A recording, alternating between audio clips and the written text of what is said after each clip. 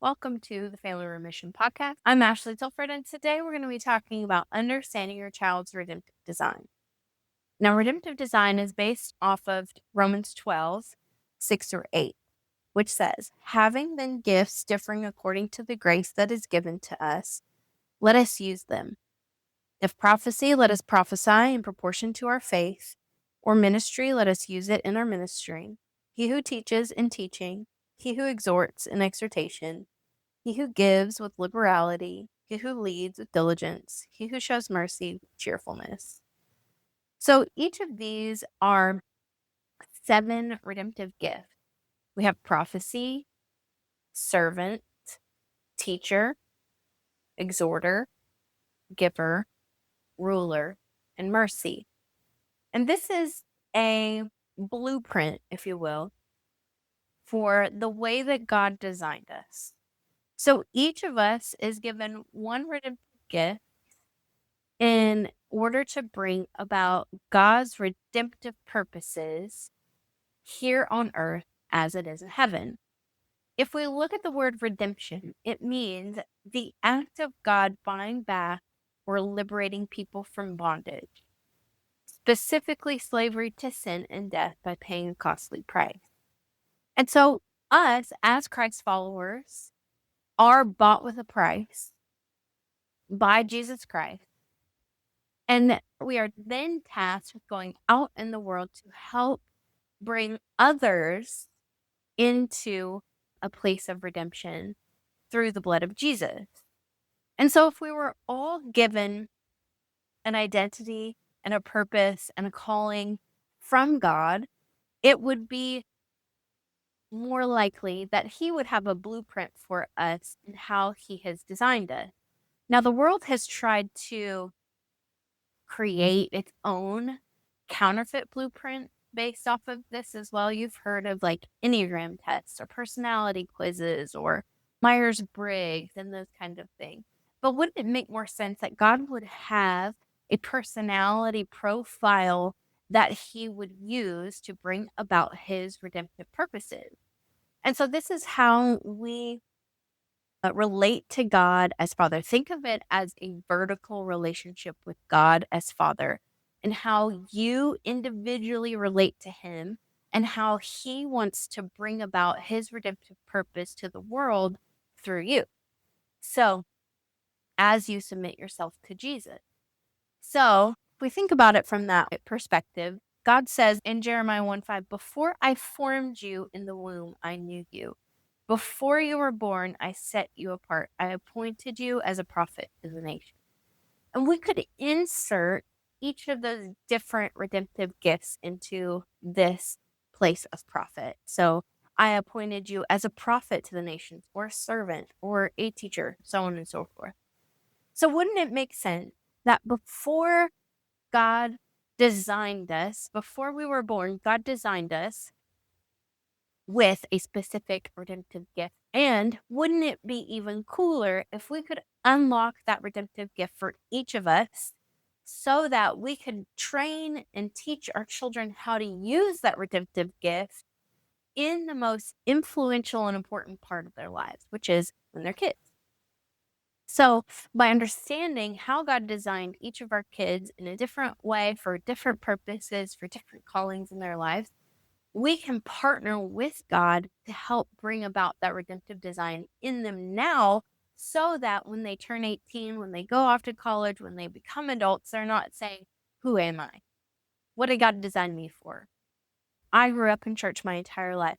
Nobody ever talked about any of this.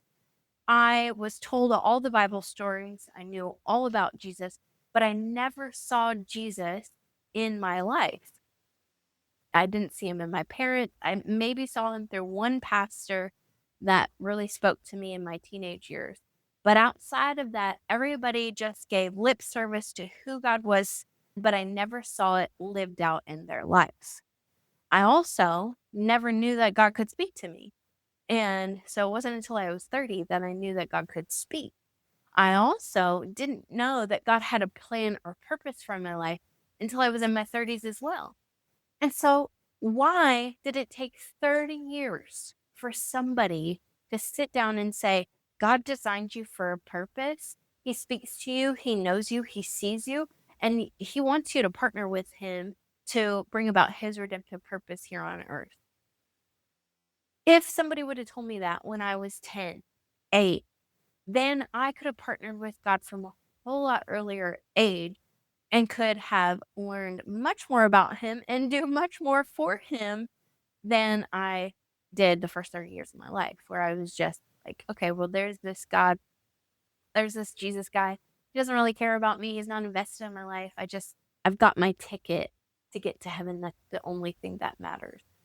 And when we start living our lives in a more biblical way, rooted in His word, from a place of partnering with Him to bring about His redemptive purposes here on earth as it is in heaven, then we can really start to be change agents for our society, our community, our culture. And that is the point of teaching and training our kids about it now, so that when they go out, they can be productive members of God's kingdom society and building His kingdom instead of building worldly kingdoms, which is what we see now and is not going so well. So, helping understand our children's redemptive gift and design is so important now. And so, what I want to encourage you to do is to pray about it.